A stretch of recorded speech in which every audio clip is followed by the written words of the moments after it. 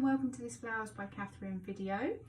In this video we're going to be making a nice summer floral arrangement in this container, and we're going to be using an alternative to green floral foam. This is called Agra wool, so I'll run through the main differences between the two. I'll run through the flowers that we've got and how best to arrange them and also look after them afterwards.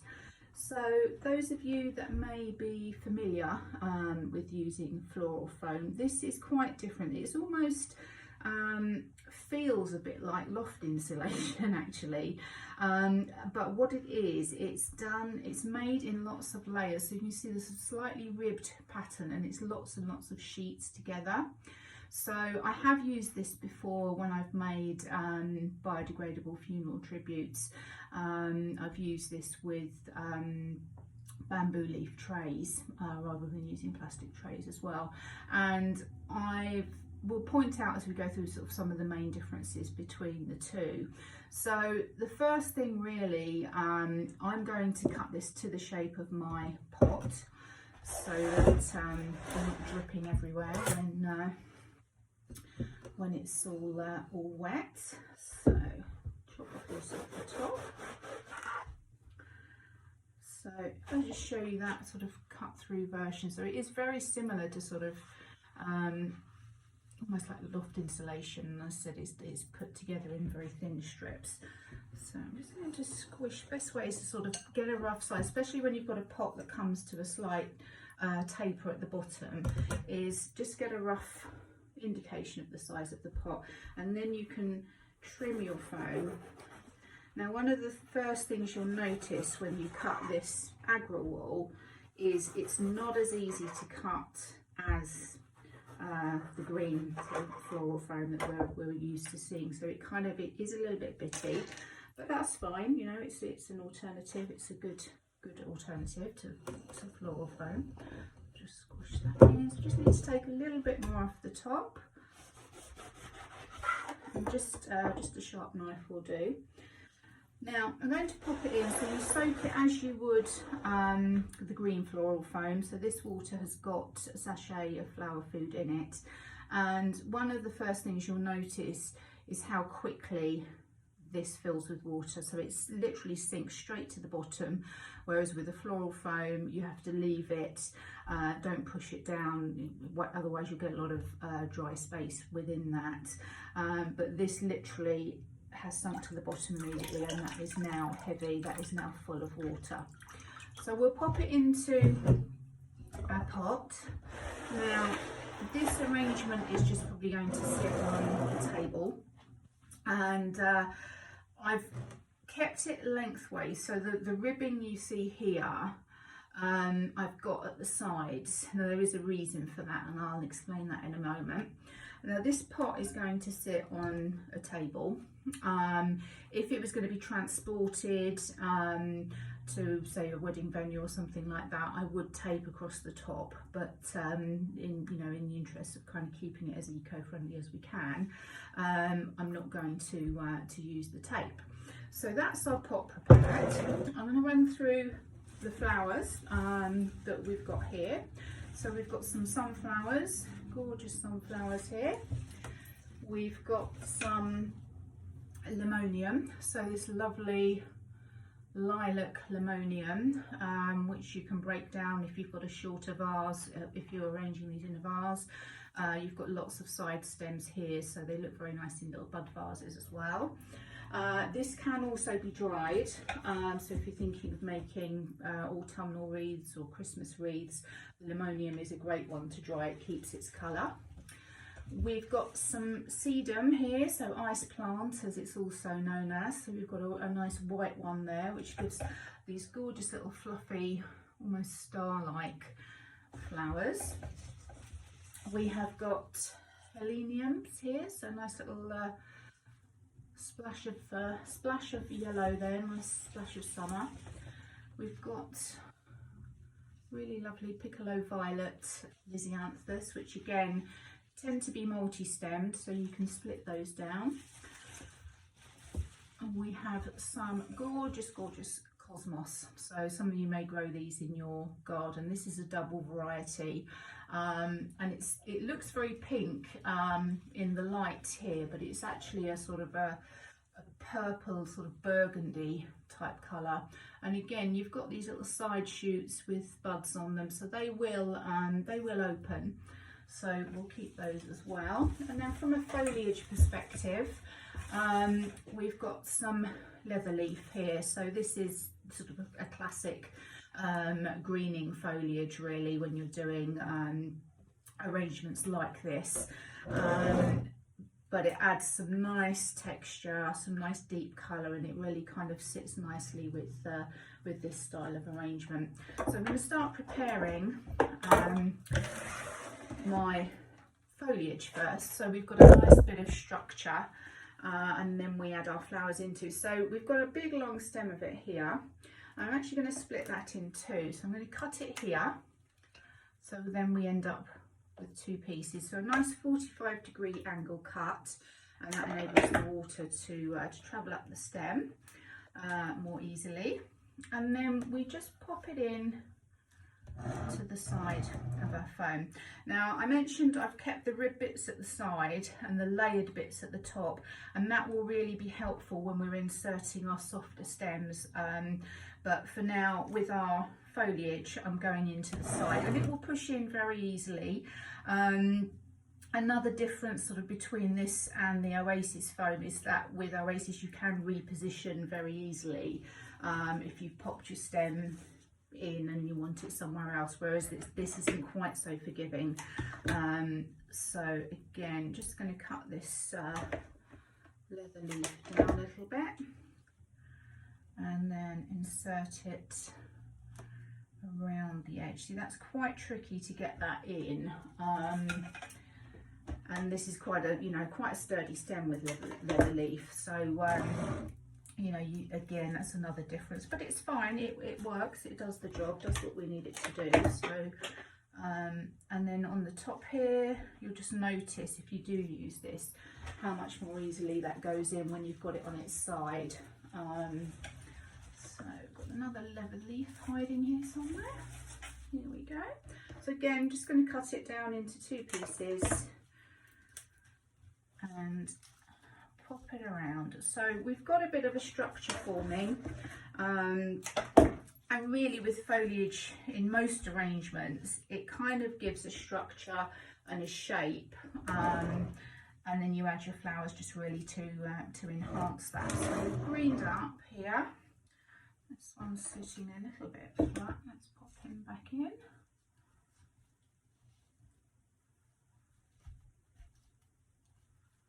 Right, okay. There we go. So we've got our loose sort of shape and structure on there. And now I'm going to add in, what shall I add in next? Let's add in some of these. So get a nice thick stem, lots of side shoots on there. So when we're doing an arrangement like this, you really do get a lot more out of it because you can split those stems down. Again, nice 45-degree cut. I'm just pushing that in. Actually, I'm going to go down a bit lower with that one.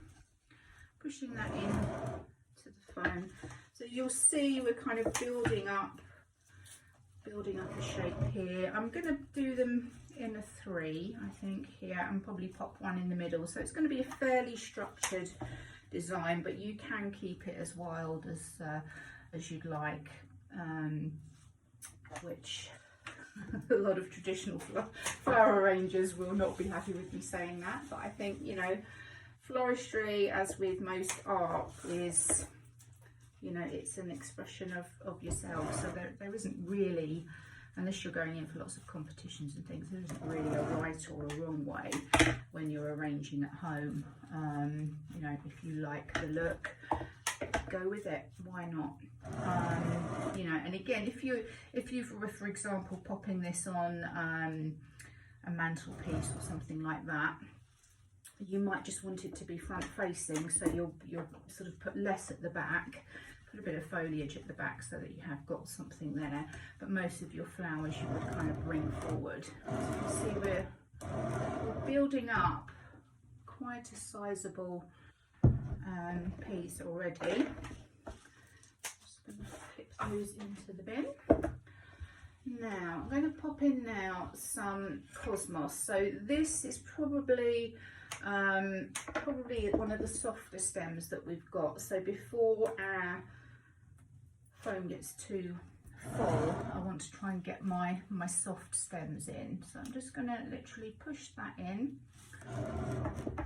And the benefit really of using this is that where you put things, they will stay. So as I've mentioned before, if you've got quite a wide necked vase and you pop your flowers straight in, generally they'll just splay out to the sides and you've got nothing in the middle and kind of everything around the edge. So the benefit of using this type of foam, or you can use chicken wire, or you could do a tape grid across the top, is that you've got a lot more control over where you're putting your stems, and they won't move basically. So I've just dotted those through. Want this to look, although it feels like it's quite structured, I want it to kind of have a bit more of a natural feel to it. So now I'm going to go with the Lysianthus. So again, cutting everything at a 45-degree angle, removing any foliage that will fall below the water line if you're popping them into a vase, or into the foam here. I just want a nice clean cut so that the flowers can drink easily and stay nice and pretty. So again, I'm just going around really in a 3, just really to show you how it's coming together and how you can arrange them. So I'm going to use another piece here. We've got another stem of the Lizzie still left there. So the leaves off, 45-degree cut, and into the Agra wall. So what I've got left, I've got my sedums, I've got limoniums, I've got my sunflowers. So now I'm going to pop my sunflowers through. So a real nice pop of colour with these, and of course once they go over, you can put them out for the birds. They love sunflower seeds. This is a very, very thick stem, this one. So what I'm going to do is, rather than try and push it into the foam and make a massive hole, and I'm actually going to pop it in the gap that is down the side of the foam and the pot, because I'm going to be putting water in the bottom of this anyway, so it will keep hydrated and it will help keep it wedged in a little bit more. And then the last one here. So it's kind of that sort of wildflower meadow type look. If you are doing your arrangement in a pot, if you just pop it onto a Lazy Susan or something like that, it really makes a difference actually. Now I'm going to go with the sedum, so ice plants. I know when I had these, gosh, when I was growing up in my granddad's garden, they used to grow these. They were pink. I haven't really seen many white ones around, but they're nice. They just add a nice round form to an arrangement. And I just put one, you see, sort of one slightly higher than the other. It just draws the eye through a bit more and just adds a bit more interest.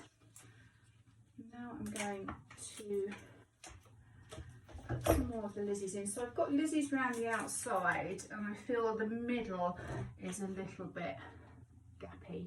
So I'm going to pop one of these into the middle.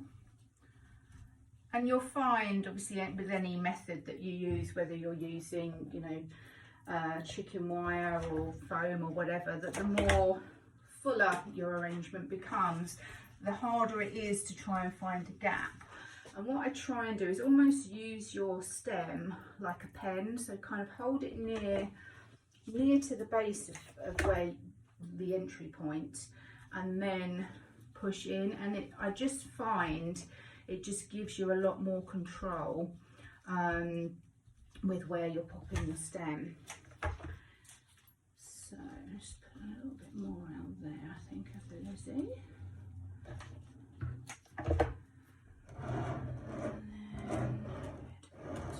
Pop a bit round here, I think, just to break up some of this yellow a little bit more.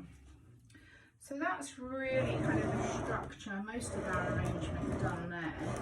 And then what I'll do with the linoleum is I'll use that to fill in some of the gaps and also add some movement.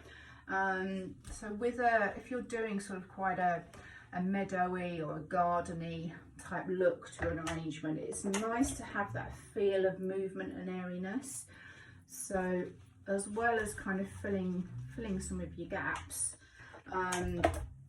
linoleum does help kind of add, as well as some more texture, it sort of adds that little bit of movement throughout, you know, almost like you would have really in your garden. So it just adds more of a natural feel to it. But as I say, if you are using, you know, a smaller vase, you can just literally break the sides off,